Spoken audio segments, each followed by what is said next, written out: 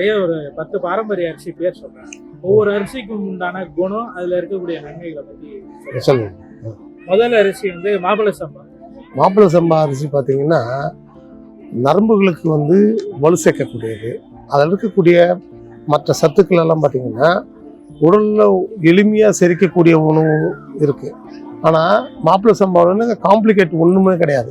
இதை பிற உணவுகளோடு சேர்த்து எடுத்துக்காம மாப்பிள சம்பா கஞ்சியாவோ இல்லை மருத்துவம் சார்ந்து சாப்பிடும்போது மருத்துவத்துக்கு நரம்புகள் இருந்து பாதிப்பு இல்லாமல் பக்குவமாக வந்து அந்த பலனை பெற முடியும். கருப்பு கவுனி. கருப்பு கவுனி அதில் இருக்கக்கூடிய நிறமி வந்து பார்த்திங்கன்னா உடலில் வந்து அரிசிகளில் இருக்கக்கூடிய நிறமி பல நோய் எதிர்ப்பு சக்தியை உண்டாக்குறதுக்கும் அதில் ஆன்டி ஆக்சிடென்ட் லெவலை இம்ப்ரூவ் பண்ணுறதுக்கும் தேவையான சத்துக்கள் இருக்குது. அதில் வந்து தலையானதாக கருதப்படுறது கருப்பு கவுனி அரிசி. இந்த அரிசியை வந்து பல காலமாக வந்து எல்லா மக்களும் சாப்பிட்றதுக்கு தடை பண்ணிவிட்டு மன்னர் பரம்பரை மட்டுமே சாப்பிட்டு கொண்டிருந்த அரிசி இன்றைக்கி எல்லாருக்கும் கிடைக்கிறதுனால அது அவங்களுக்கு பயன்கள் வந்து அவங்களோட உடலுக்கு தகுந்த மாதிரி பயனை கொடுக்கும்.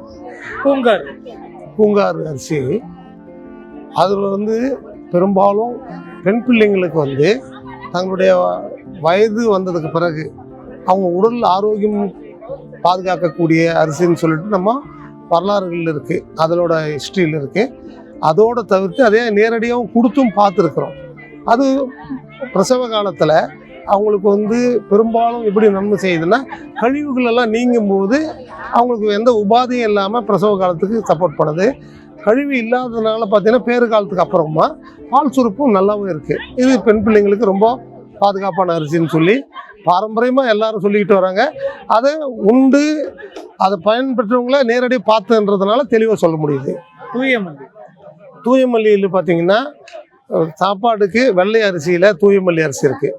இதில் வந்து பார்த்திங்கன்னா கார்போஹைட்ரேட் லெவல் வந்து 72 கிராம், 100 கிராம் அரிசியில் 72 கிராம், மீதி 28 கிராம் அரிசி வந்து மொத்த மினரல்ஸ் இருக்குது. எல்லா மினரல்ஸும் ஒரு அரிசிக்கு இருக்க வேண்டிய எல்லா மினரல்ஸும் உள்ளடக்கின அரிசி வந்து தூயமல்லி. இதை வந்து பார்த்திங்கன்னா நீராகாரமாக எடுத்துக்கும் போது குடலில் இருக்கக்கூடிய புண்களுக்கு அந்த மியூக்கோஸ் திரவம் டேமேஜ் இல்லாமல் இருக்கிறதுக்கும் அந்த பாக்டீரியாக்களுக்கு தேவையான சத்துக்களும் அதில் இருக்குது. தூயமல்லி. குள்ளக்கார அரிசி வந்து பார்த்திங்கன்னா பொதுவாக வந்து அது வந்து கார் பருவத்தில் விளையக்கூடியது, நல்ல உஷ்ணமான நேரத்தில் விளையுது. அதனால் அதில் நாம் எடுத்துக்கும் போது ரத்தத்தில் இருக்கக்கூடிய கொழுப்பு அளவை வந்து கரெக்டாக வச்சுக்க முடியும். அதோட வந்து நிறைய எடுத்துக்க முடியாது, கஞ்சியாக எடுத்துக்கலாம், இல்லை பலகாரங்களை சேர்த்துக்கலாம். அப்படி இருக்கும்போது உடல் எடை வந்து சீராக பராமரிச்சுக்கிறதுக்கு குள்ளக்கார் பயன்படுத்தலாம். காட்டியான அரிசி வந்து சிறப்பான அரிசி. காட்டியானம் வந்து அதோட பயிரோட காலம் 170 நாட்களுக்கு மேலே, அதோட உயரம் ஒரு யானையை மறைஞ்சு போயிடும். அப்படி யானை வந்து அதுக்குள்ளே வரும்போது மறைஞ்சு போயிடும்னு சொல்லுவாங்க. அவ்வளோ சத்துக்கள் நிறைந்த ஒரு அரிசி வந்து பார்த்திங்கன்னா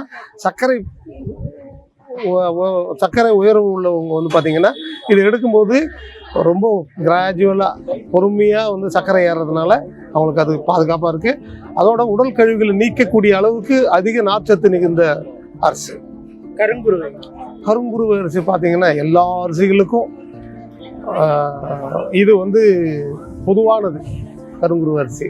அதில் என்னென்னா ஒரு குறிப்பாக என்ன தெரியுங்களா, பொட்டாசியம் லெவல் நல்லா இருக்கிறதுனால இப்போது பொட்டாசியம் நம்ம எடுக்கும்போது ரத்த அழுத்தம் கண்ட்ரோலாக இருக்கும். அதோட பொட்டாசியம் போகும்போது பார்த்திங்கன்னா கூடவே சேர்ந்து நல்ல, அதாவது சிறுநீரகம் பாதிக்கிறதுக்கு முன்னாடி எடுத்திங்கன்னா சேஃப்டி சிறுநீரகத்துக்கு பொட்டாசியம் நல்லா இருக்கும். கருங்குருவைன்னு அத்தனைக்குமான மருந்து கருங்குருவை தான். சீரக சம்பா எளிமையாக செரிக்கக்கூடியது. நம்ம தெளிவாகவே எல்லாரும் அறிந்த பாடம். பட்டினத்தாரிலிருந்து அதுக்கு அவரோட வழித்தோன்றல அந்த வள்ளலார் வந்து தெளிவாக பாடிட்டே போயிட்டார். முதல் பட்சம் வந்து சீரக சம்பா தான். இது ரொம்ப எளிமையாக செரிக்கும். ஒரு நோய் கண்ட மனிதருக்கு சிறப்பான உணவாக இருக்கும். பேஷண்ட் இருக்கிறவங்க சாப்பிட்டா ரொம்ப நல்லாயிருக்கும். நல்ல சுவை மனம் இருக்கிறதுனால சின்ன குழந்தைங்க சாப்பிடும்போது எதுக்களிக்காமல் இருக்கும். சுவையான உணவு தயாரிக்கிறதுக்கு இது பயன்படுத்திக்கலாம். இலுப்புப்பூ சம்பா வந்து பார்த்திங்கன்னா ரொம்ப சிறப்பான அரிசி.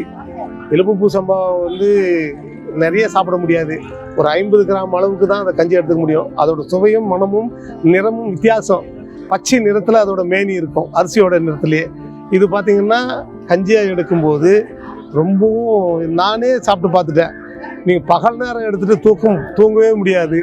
அதனால் நான் சொல்லும்போதே சொல்லுவேன், எலும்பும்பு சம்பா சாப்பிடும்போது இரவு நேரத்தில் சாப்பிடாதீங்க, கொஞ்சம் லேட் ஆகுது தூக்கம் வர நேரம் அப்படின்னு சொல்லுவேன். ரொம்பவும் உடல் ஆரோக்கியத்துக்கு சிறந்த அரிசிகளில் எலும்பும்பு சம்பா முக்கியமான அரிசி தான்.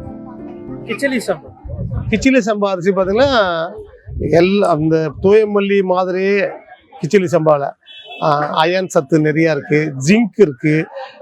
அரிசியில் இருக்கக்கூடிய ஒரு 4-5 மினரல்ஸில் எல்லாமே இருக்கக்கூடியது வந்து ஆத்தூர் கிச்சிலி, தூயமல்லி ரெண்டுமே. இது ரெண்டுமே சாப்பிடும்போது பார்த்திங்கன்னா எல்லா மினரல்ஸ் இருக்கிறதுனால உட்கொள்ளும் போது டேமேஜ் ஆகிற எல்லாம் உடையிற குடலில் போய் உடையக்கூடிய அரிசி வந்து மினரல்ஸாக வந்து அப்சார்வ் பண்ணப்படுறதுனால சர்க்கரை சத்து வந்து ஹைக் ஆகிறது ரொம்ப நிதானமாக ஏறும், பெருசாக ஏறாது. அளவாக எடுக்கும்போது சிறப்பான பலனை கொடுக்கும்.